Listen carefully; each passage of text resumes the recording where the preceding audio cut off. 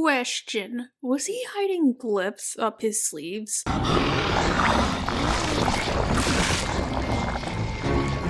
Grinchy might be. Hi, I'm Kittyma, came here to talk to you about the Owl House. Or more specifically, Emperor Belos, or Philip Wittebane. Okay, both. It's just easier. And to get this out of the way, this might be a video where I have to break my no politics rule, considering the subject at hand. I'm not going to talk about current events or stuff like that, but as this character is built upon many real-life examples, I will have to bring them up or go there. I just want to cover all my bases, but I will try my hardest to stay on topic.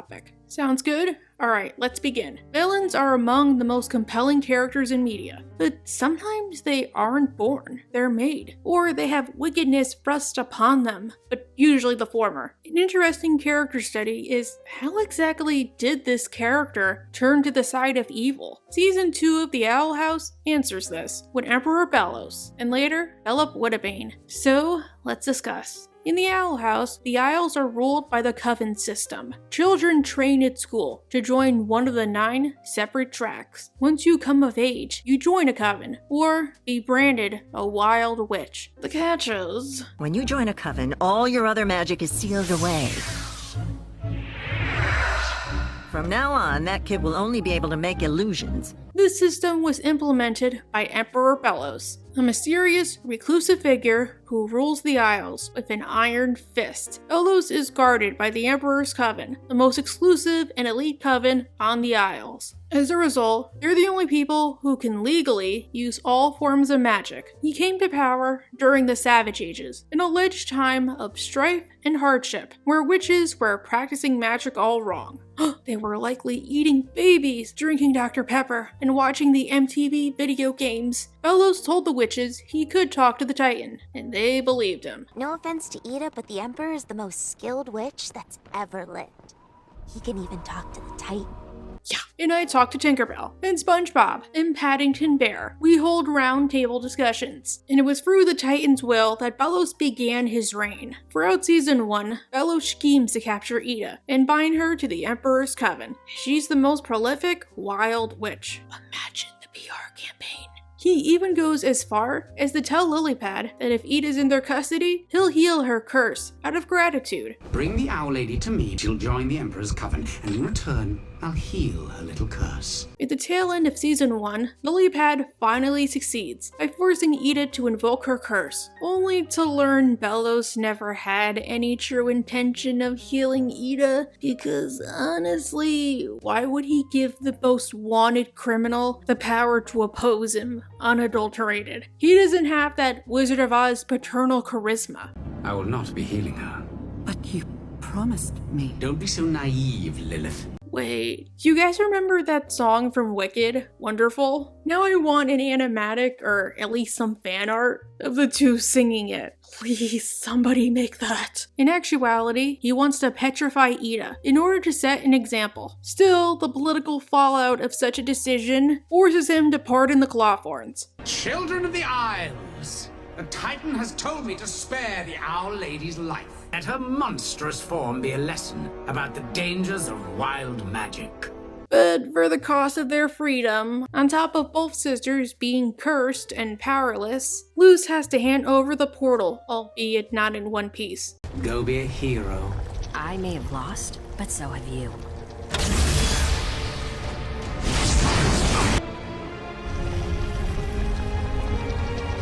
In the aftermath, Belos begins to increase his presence in Bonesborough, down to promoting a new soldier to fill Lilypad's old spot as Coven leader, the Golden Guard. In the episode, Keeping Up Appearances, Gwen tells Luz that she isn't the first human to come to Bonesborough. There's a rare substance called Titan's blood, and sometimes causes leaks between our realms. My great-grandmother told me about a human who once lived here. Rumor has it he left something in the library, and if you can find out more about him... Maybe I could find out how he got here. Sadly, that's all Gwen knows. Luz tries to track down the alleged human, and through further research in the Bonesborough Library, she finds that this human was apparently named Philip Wittebane. My name is Philip Wittebane, and I have found myself in a world so horrid, yet so fantastic.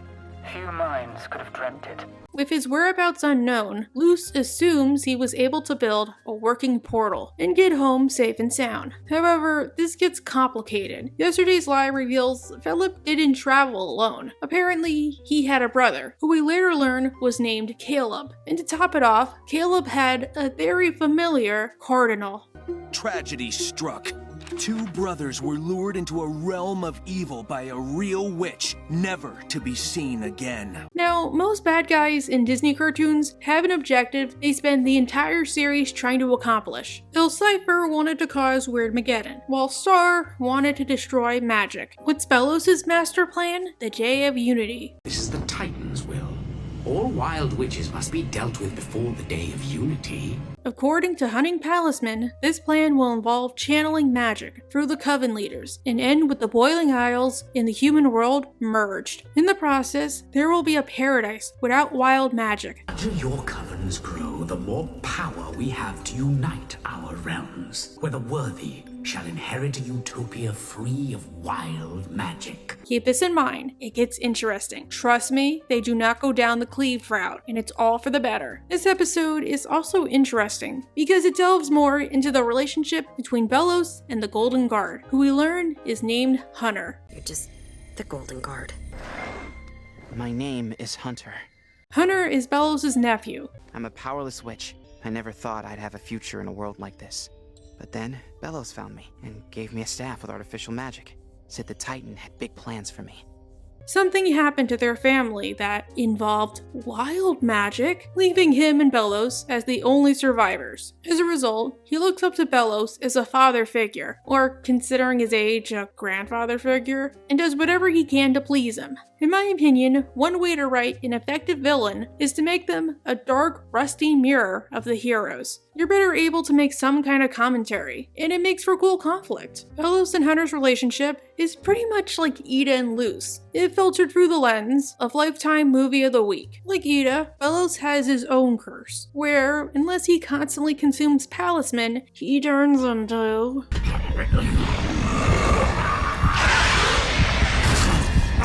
And he doesn't just plain eat the palisman. That would not be trauma-inducing enough. Instead, he cracks them open and consumes them through his eyeballs. That's gross. Going back to the similarities, Ida's curse is treated much like a chronic illness. And like many chronic illnesses, tolerance is a problem. It's taking more elixir to turn me back, and more magic to keep the curse from rearing its feathery head. Belos' curse is suggested to be similar, as Hunter implies that, as a result, they've had to over-harvest palistrum wood to help supply meet demand. That was the last from our reserves. The palistrum wood has been over-harvested. Really surprised they didn't go after the Bat Queen. And likely as a new policy, all Coven recruits have to turn over their palisman before joining. Hunter has found several possible methods to help Belos, but as they derive from wild magic, Belos isn't convinced. We can make more palisman. Actually, I read about this technique harnessing wild magic to, sorry. It doesn't help that Belos often gives his nephew love put-downs. These outbursts are painful, and so is watching you fail. I know you can do better, Hunter. With a side order of knuckle sandwich sliders. And if you told me how wild magic did this to you, I might be able to find out. My apologies. I spoke out of turn. And for dessert, fleas. Dude, do you even remember what we had to do? The duels, the mazes with the traps. That time we were left alone on a mountain? Classic. Ugh, I bet he isn't as loving with his other nibblings. I said it in my first Belos video, but many people have seen Belos' struggles with consuming palisman as him having an addiction. Let's say, drug addiction. I need more. Originally, I didn't see it that way, especially with how he wanted Albert destroyed, not consumed. Destroy the Owl Lady's stuff. She won't be needing it anymore. In hindsight, I think the addiction route is one way to look at it. The Owl House has lots of takes on people with chronic illnesses, so it's only fitting they give their villain one as well. Ida is somebody who tries to manage her disease. No one likes having a curse, but yeah, if you take the right steps, it's manageable. But doesn't want to tell people about it, because, unfortunately, the stigma still exists. I don't take my elixir.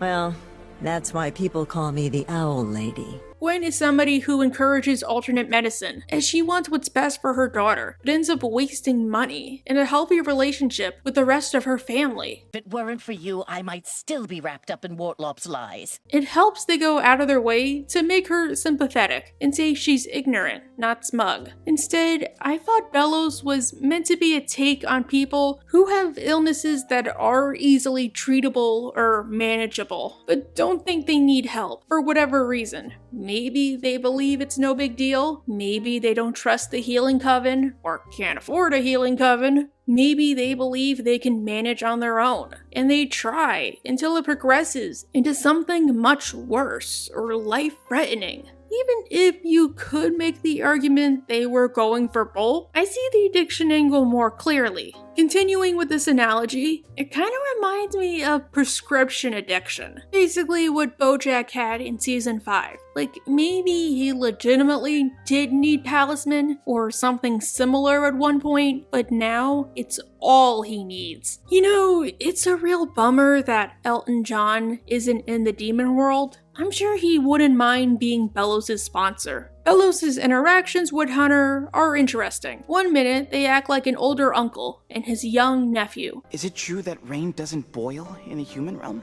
It is. You know, I've been there before. Did I ever tell you that? The trees there are green, nights are quiet. I look forward to seeing it again. Were you spying on me just to hear these boring stories? In the next, they provide ample fodder for an after-school special. And you, well, the Titan has big plans for you. And it would be such a hassle to find a replacement. Okay, I will say he's an awful person, but without the face rot, Belos is a total dilf. Why are villains always either super hot or super fugly? There's no middle ground. In Season 2B, with the Day of Unity less than a month away, Belos begins to double down. He even goes as far as to show his face to Witch Kind in order to win their trust. Thank you, Boiling Isles. We love you, Grandpa!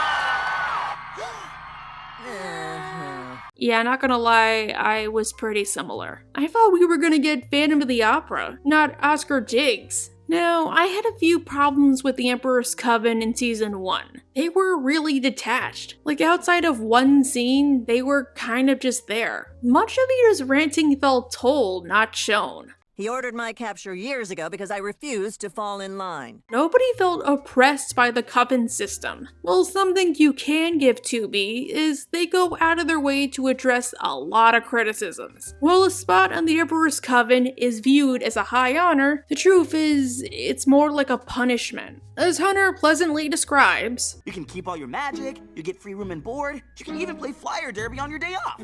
Well, this year's day has already passed, but next year's only 52 weeks away. Not only that, but there's one scene where Luce openly wonders why nobody thinks Belos is a dictator.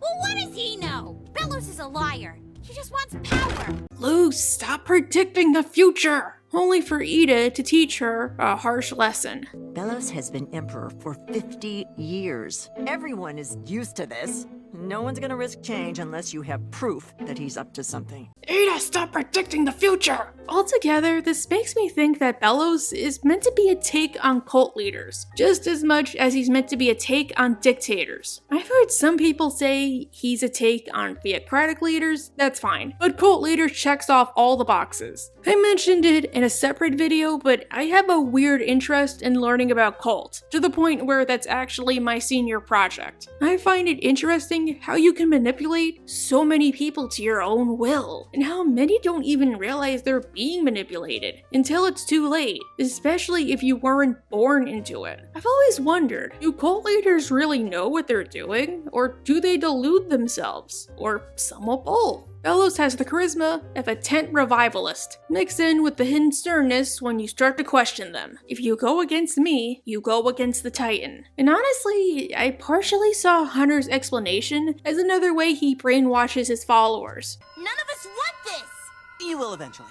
Trust me, I'm your friend now. Something cults tend to do, so as to keep you under their thumb, is to isolate you from the people that can help you. Your friends, family, and most importantly, the authorities. And then they work you like a dog to keep you exhausted enough that you don't think to question them, while you concentrate on making jams and jellies. This might be another explanation as to why Lilypad was never close to her parents after she got inducted. I mean, not only was Gwen already neglecting her to try and cure Ida, but Lilypad might not have been able to contact her mom. "Hey mom, hey dad, I'm a little stressed, but I love being in the Emperor's coven," she might have written in a letter, only to have the letter ripped open, read, and thrown away. It kind of makes me wonder about Warden Rapp and his son. I mean, Dana Terrace said that if season 3 wasn't cut short, we would have found out Steve and Maddie were brothers, but Maddie can't see his brother as often, thanks to the Emperor's Coven. If Severine is anything to go by, you're probably allowed to leave the Emperor's Coven, but obviously be expected to join another coven. However, this might come at a cost. If you're a chatty Cappy, Belos might make sure you go missing, just as he promised Lilypad. You will be stripped of your rank and banished from my coven. You do know what happens to covenless witches, don't you? In cults, there's this practice called fair game, where if you're an enemy and you bite, they send a message and bite back 10 times harder against you and your loved ones. I could see Belos being similar, but maybe he might not have to lift a finger. Imagine the shame that would come with leaving. You got into the greatest coven of all time. You made it in life, and you chickened out? You totally peaked in high school, you loser. You gave up your talisman, and he became a light snack for Belos for nothing? Imagine having to go home and tell everybody that you couldn't make it. To some, it might be easier to just stay. Season 2B also helps to answer a burning question. If Belos knows where Luce is, and he knows the Clawthorns are without magic, why doesn't he just torch the place? He has an army and this isn't the real world. He wouldn't need a permit or probable cause. Well, it turns out Luce is much more important than she realizes. And elsewhere and elsewhen, Lilypad gets a job as a curator at the Supernatural Museum of History. Jealous. So Hootie throws a party to celebrate. Yeah! All hail Lulu! Don't worry, she's getting her own video in a couple of weeks. Among the guests is Flora Desplora, Lilypad's mentor and former boss. I have questions about that name. While Flora was out being awesome, Lilypad was stuck doing desk work. All I ever got to do was desk work while she goofed off riding wild snake horses and— Sources. And eating mummy jerky! Flora would have loved the British. She has come to tell Lilypad that, as a slap in the face, they have cleared out her desk. The Emperor wanted to make sure you weren't getting into any trouble, and to clear out your office. I left a box of your knickknacks inside. That ominous music, Flora's presence, and the overall coincidence makes me think it's almost as if Belos planned this. It's almost as if the Emperor wanted Flora to tick me off. Almost. As part of her new job, Lilypad has to design an exhibit, and she's having a little trouble. I'm thinking the architectural history behind Deadwardian balusters. This won't work, will it? So Lou suggests she do something on time pools. Per Lilypad, theorized that coagulated Titan blood mixed with the magical algae of the boiling sea created temporary holes in time. Sometime later, the two manage to successfully find a time pool and go back in the past. I'll admit I had my doubts about this episode, as time travel episodes almost always have that one plot hole and can get super confusing, but the execution here was pretty well done. Now, disasters often breed evil people, as the masses look towards that one person they think might have the answer, even if his methods aren't the best. I thought they were going to take the same approach with Belos. Strangely, they don't, and that makes him all the more creepier. Lilypad and Luce end up in the Savage Ages, and despite the warnings, it turns out that the Savage Ages— Good tidings, kind witches. were surprisingly tame. Everybody lived together in harmony, practicing all kinds of magic. Of course, there likely was conflict. I mean, no society is perfect, but it wasn't hell. Now, at first, I thought it was something like the pair just went super far back in time. So even if things were good then, something was eventually gonna come and ruin it. I mean, come on, peace doesn't last for long. And Belos would have taken advantage of that situation to engineer his rise to power. That's not exactly what happens. Lilypad and Luce try to find Philip, only to discover nobody recognizes him.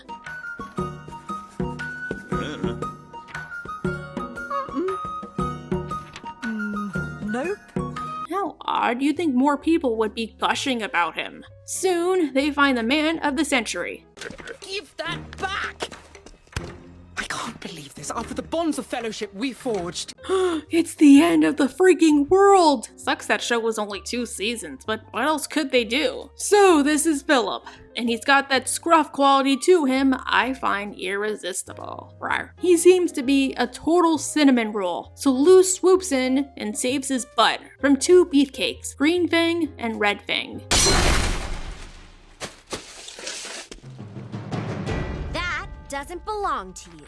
I don't think they say their names, but considering their friend was called Blue Fang, it's fair to call them that. Ask your friend there what happened to our brother Blue Fang and his palisman. What happened to your brother Blue Fang and his palisman? On the offset, Philip doesn't seem too bad. He looks too frail to be a threat to anybody. Thinking Luce and Lilypad are witches, he wants nothing to do with them. You're Philip Wittebane, aren't you? The human? Here to gawk. I may not have a bile sac, but I do have dignity. At least until Luce mentions she has something he would probably want. I can help you find the collector. The trio travel, making their way to a cave. I thought I was the only one who used pictoglyphs. You use glyphs too? How else could I have survived here? But the rest of the Isles seem to be pretty accepting. I'm sure they wouldn't mind a human. I mean, the only people who didn't accept Luce were bullies. Took years to find them. Almost as if the world wanted to hide them from me. You sure about that, Boo Bear? During the journey, Lilypad gets a bad vibe from him. The confidence, the compliments. He says everything you want to hear. It feels uncomfortably familiar. Holy Titan, Philip's a politician, or a late-night talk show host. Using his own glyph combo, Philip is able to transport them to the Collector, in the head of the Titan. A shortcut to the Collector. Wait, I thought you didn't know where to find the Titan. I smell something fishy. Philip says the Collector is behind a door, but guarded by a puzzle. Puzzles are in my blood. Literally. My mom had to stop me from eating puzzles when I was a kid. Luce, when I was like 5, I used to eat the ice from the freezers in the grocery store. Don't worry, we all ate weird things. Lilypad's fears are proven correct when Philip starts writing real-life fanfiction. Not fun Tina Belcher fanfiction. I single-handedly defeated the beast behind the door. Tragically, I could not save my companions. Philip, why did you bring us here? In actuality, Philip invited them on this little excursion because he needed a victim to get behind the door. I solved the puzzle! I needed a sacrifice. What'd he say? Phil, you got those pictoglyphs. I'm sure you could rustle up a nice steak. Or did the Titan hide that from you too? I was going to say inevitable. You two were easier to trick than Blue Fang. Hopefully you and Aunt Gertrude can last longer. Oh, you 4-letter D word. You put Glossaric to shame. When Lilypad and Luce are distracted, fighting for their lives, Philip digs up the disc containing the Collector and teleports away. It was nice making a cat's paw out of you. Good luck with your crab castle, or whatever. You witches come up with the worst lies. Talk about the pot calling the kettle black. Outside, Philip continues writing about his numerous accomplishments. And so I doggedly limped home, but I had my prize. Luce has had enough of his BS for one day, so she demands to know his true motives. No? What do you mean, no? Unfortunately, she can, because we're only on episode 2 out of 10. If you or your aunt want to... You hateable sorceress! Stay mad. You go, Lilypad. Sometime later, I'm guessing a few hours, Philip returns to his nesting cave, his hatred of witches at an all-time high. Those barbarians, those witches! He's become so angry that he needs a bite to eat.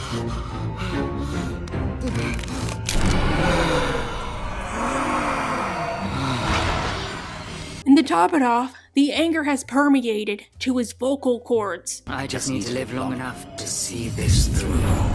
And you're going to help me, Collector. In reality, Philip really was a closed-minded prick who thought witches were savages, which I'm gonna say makes way too much sense. Compared to a lot of Disney cartoons, including Gravity Falls, the Owl House is pretty realistic. Well, I mean, realistic as they can get. In the 1600s, everybody hated witches, regardless of who you were. So the witch hunts were on. And strangely, most witches were either women, outcasts, the marginalized, or people nobody liked. Imagine being a bigot and then going to a world full of the thing you hate. Granted, this is Disney, so they can't mention the C word playing a factor. And keep in mind that the 1600s are a totally different world from the 2020s. Most people back then wouldn't be as open-minded. Philip writing about his great exploits, which are really lies, has a lot of basis in reality. Believe it or not, history is super biased, because it's written by the winners. The closed-minded winners. It's hard to know what's factual and what's not. Records get lost, free speech wasn't always a thing, and everybody is some degree of unreliable. What's worse is most people couldn't read or write, so stories often evolved into myths. And the truth went from what really happened to what everybody agrees happened. Philip, in a big way, kinda reminds me of figures like John Smith. Would you believe me if I told you most depictions of Pocahontas, such as that Disney movie, are big fat lies? More specifically, based on a big fat best-selling lie, like the lie John Smith wrote. Pocahontas was really a child when she met John Smith, and she was kidnapped, forced to convert to Christianity, and married to a man named John Rolfe, dying in her early 20s. Yeah, super family friendly. In fact, you know that story about how Pocahontas saved John Smith?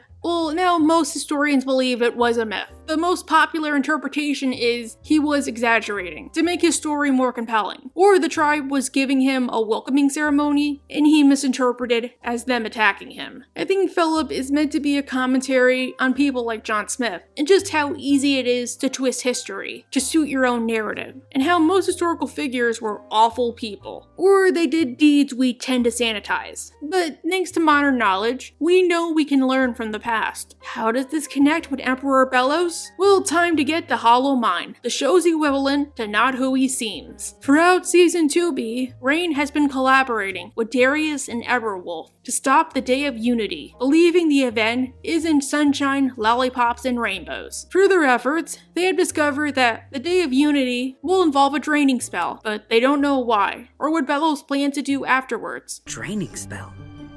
This is worse than we thought. To top it off, Hunter has spent the season slowly learning that there's a world outside of the castle, and Belos might not be a good person. Still, he believes in his uncle, thinking that while Belos doesn't always seem right, he knows what he's doing, and only wants a better tomorrow. You want to prove that my uncle is evil, and you thought I would help? The trio use a spell to try and enter Belos' mind, only for Hunter and Luce to get mixed up. I forbid you to flee! Do you know what you've just done?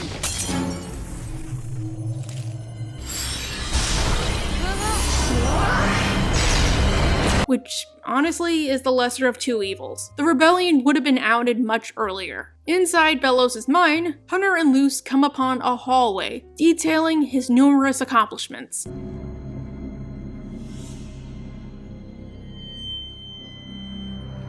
I'm guessing this is the show's take on a narcissist, and I found it super unique. He can't admit he did anything wrong, so he does mental gymnastics to satisfy his own ego. He might have been publicly embarrassed and had his mask broken by a mere child, but he still triumphed over wild magic, and he was toying with Luce, so no big deal. Best of all, Eda and Lilypad are depowered and no longer frets. In the Mindscape, Hunter elaborates about his past. This is when I inherited my staff! You know, I'm the youngest scout to become Golden Guard. I, never found out what happened to the previous one. Maybe your predecessor was released to elsewhere on a paid vacation. During this time, they also encounter two beings, a big, monstrous version of Belos and a cute little kid. If strong emotions can take form, maybe he's the Emperor's, I don't know, sense of guilt? Obviously, his sense of innocence. His pure intentions.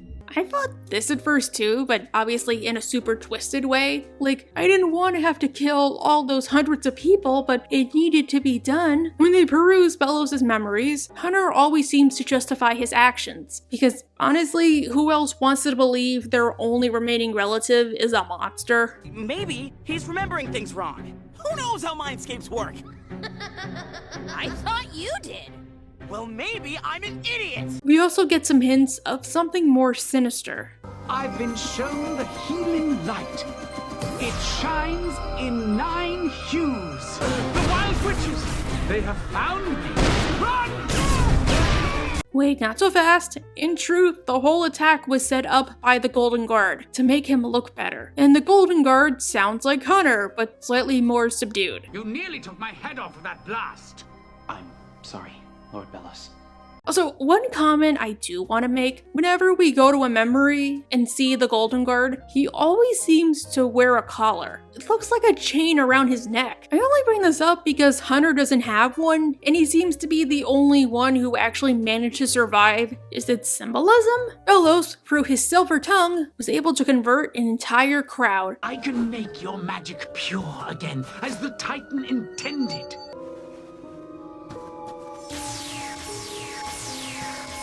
Yay, now they...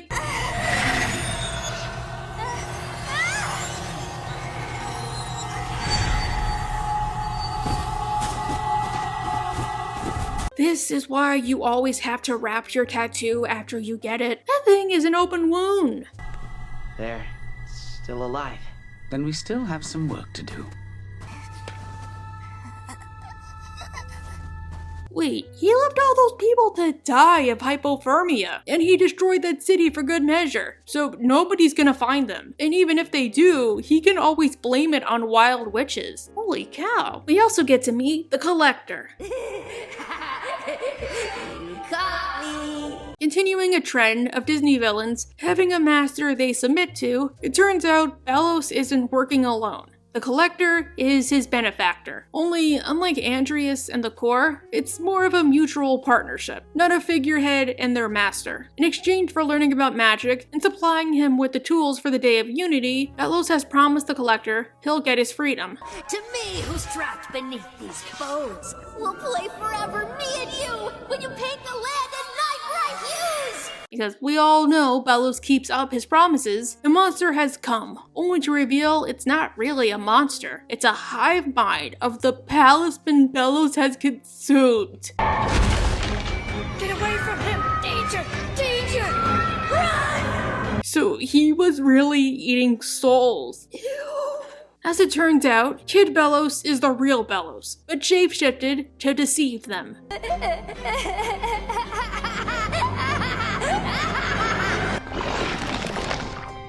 Hello, Hunter.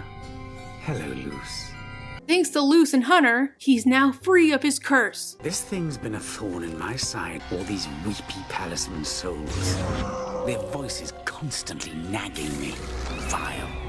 In the episode's climax, we get the answers to many of our questions. Who's Belos? Yes, this has gone on longer than I'd have liked, but no one ever said being a witch hunter was easy. And how does he know Philip? Well, Philip is Belos, but under a different name. I had to change it when Philip was run out of too many towns. That's the big twist we were waiting for? What a ripoff! I predicted that like a year ago. Yeah, not gonna lie, the reveal was a little obvious. That's why I went with he was Philip's descendant, only because Philip was a human. So maybe there was a chance his offspring weren't able to use magic, but execution matters just as much, so they delivered on that front. In reality, Belos, or rather Philip, but I'm gonna keep calling him Belos because he said he changed his name, is a witch hunter, meaning the reason he's on the Boiling Isles is to kill as many witches as possible. Why? Why go through all this? I'll do anything to save humanity from evil. He's engineered his rise to fame by causing a moral panic, creating accidents he could blame, and then acting like the Titan's gift to the world to seize power. The Day of Unity will drain the witches of their life force through the coven sigils. Look, I was joking when I said Belos was like Jim Jones without sunglasses or Flavor Aid. I didn't mean for my wish to come true. Originally, I thought he was gonna merge the two realms as a way to get home, but the show would take inspiration from Gravity Falls and do two things. Fuse only Bonesborough and Gravesfield, and make the point the process is temporary. So the specials would focus on Luce & Co. trying to undo the Day of Unity, while Belos tries to finish what he started. I actually prefer the draining spell plan. He promised his followers paradise, and they're gonna get it. Honestly, great lesson for the kids. But Belos' plan has some basis in reality. Not a basis like Jim Jones, but something else. I didn't know this until I watched the show, but Connecticut had their own witch trials, which predated Salem. And one of the main mamma jammas was a fellow named Matthew Hopkins, the Witch Finder General. Witch Hunter General. No, Mr. Mansplainer, it was Witch Finder General. He's estimated to have killed over 300 witches during his years of service, more than any other. His methods, like pricking, were compiled into a book called The Discovery of Witches, which was used as a basis for the Salem witch trials. Honestly, I might sound weird how I'm about to say it, but this is super interesting. I want to know why the Salem witch trials are more talked about. I think this also helps to explain some parts about Belos, like why he was dressed up like a priest, or why he mentioned the concept of a soul. Even if I'm sure the latter exists in some form, considering the talisman monster, in essence, Belos was taking from his experiences in Connecticut. Now, one question I'm sure you might have is, Belos grew up in a Puritan society. Why are the Boiling Isles so accepting? To the point where a woman like Odalia has no problem with Amity having a girlfriend, provided it isn't somebody on a wanted poster. Well, since Belos only became emperor so he can kill as many people as possible, my guess is he didn't bother changing that much, only what would guarantee his rise. Maybe he might not like it, maybe he does, but he puts up with it. Mainstream acceptance is a big part of the Boiling Isles, and likely always has been. I'm sure he would have more luck convincing witches that wild magic is to blame. And considering how magic exists, and the witches have a different physiology, some people have theorized that witches can have children with basically anybody. Like, argument's sake, if Luce and Amity, when they got older, wanted to have a baby, they could do so outside of just adopting one. Maybe there's a spell or biological means. So even if he dislikes it, he might not have to care because they're just pumping more victims into the system. Another question you might have is, what's Hunter? Hunter is a Grimwalker. And what about Hunter? What's a Grimwalker? He's a better version of an old friend. He's the clone of somebody Belos knew in the past, who I'll get to later. Belos would spend the centuries making new Grimwalkers out of the remains of their predecessors. When they started to question Belos, he would dispose of them in a quick and timely fashion. You have fun with it. Admit it! Of course I don't, Collector. It hurts every time he chooses to betray me. And don't think he did this once or twice.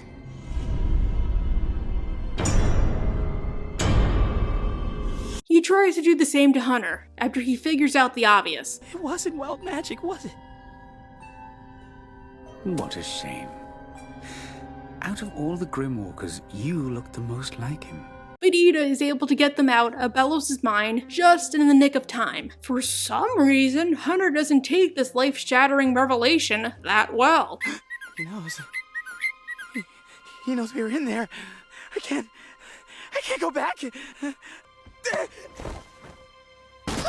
But there's one question they never actually answer. Who is the old friend? Well, let me introduce you to Caleb Wittebane, Philip's brother. A problem with the show getting shortened is there's lots of juicy stories we'll never get to see. Among them is the show's take on A Tale of Two Stands, in the form of Philip and Caleb. I wouldn't be surprised if this was meant to be a full-on flashback episode. We do see pictures of Caleb in Belos' Mindscape, so I think that's them saying this was the original plan. But the specials are gonna happen, so maybe we'll be lucky to get a flashback. Still, let me try and piece together what I believe happened. It might sound a little fan-fiction-y though, so heads up. In the 1600s, Philip and Caleb Wittebane grew up as Puritans in a settlement in Connecticut. The brothers were the best of friends and followed the belief that witches were evil creatures. Caleb was more like Stan. He just wanted his brother's friendship. Meanwhile, Philip was more like Ford. He loved his brother, but he was destined for greater things. And that greater thing was sniffing out witches and protecting humanity from evil. As a result, Caleb lived in his brother's shadow. Somehow, the two accidentally got transferred to the Boiling Isles, thanks to a leak of Titan's blood. There they came upon the treasure trove of evil. Philip believed this voyage was divine intervention. He and Caleb were led there for a reason, to kill everybody. How he would be recognized? He'd be the greatest witch hunter of all time. Caleb fought the same, but the difference was, unlike Philip, he ventured out and got to know the inhabitants. Maybe at some point the two were able to journey back home. Like maybe they found themselves a portal. I do go with time travel played a role. On one journey home, they, or rather Philip, told the people of Gravesfield about an evil world with magic and witches and demons. And regardless of what it took, they would make sure they would destroy them all. But eventually, Caleb diverged from his brother. He got to learn about magic, even carving his own talisman, Flapjack. Which honestly explains why Flapjack has such a human-sounding name. During the process, he found the love of a special somebody, a witch, maybe even one of the Clawthorn ancestors. Caleb and his new love settled in quite well. Said witch even got pregnant with his child. I'm guessing the journey back to the human realm took place when Caleb was starting to lose his way. But Philip wasn't aware of it yet. Maybe he suspected him, but that's about it. While Philip wanted their stay to be temporary, Caleb was perfectly fine never going home. Continuing with the similarities, I like to think Caleb was like Luce or Stan. He was a free spirit who never felt content in the human world. When it became all too obvious to Philip that Caleb lost his way, the two brothers had a fight. Philip, you're wrong, you're crazy. We aren't going seek Jaeger on these people. They're not people, Caleb. They're witches. Just like your she-devil. She manipulated you, you know, with her charms. How dare you say something so bad about my wife, Philip? The argument will go on until the portal's gone, Philip. You're never going home. Do you really want to live in a dead world? Forget about it. I never want to see you again. Then Philip would get calm and say, Caleb, I'm sorry. What was I thinking? You're my brother. This is terrible. Do what makes you happy. I won't stop you. And then the brothers patched things up. Sometime later, Philip would come up with a terrible plan. His guard down, Caleb welcomed his brother, only for Philip to pull out a knife. Philip, what are you doing? You lost your way, brother. It's not your fault. I'm doing what's best for both of us.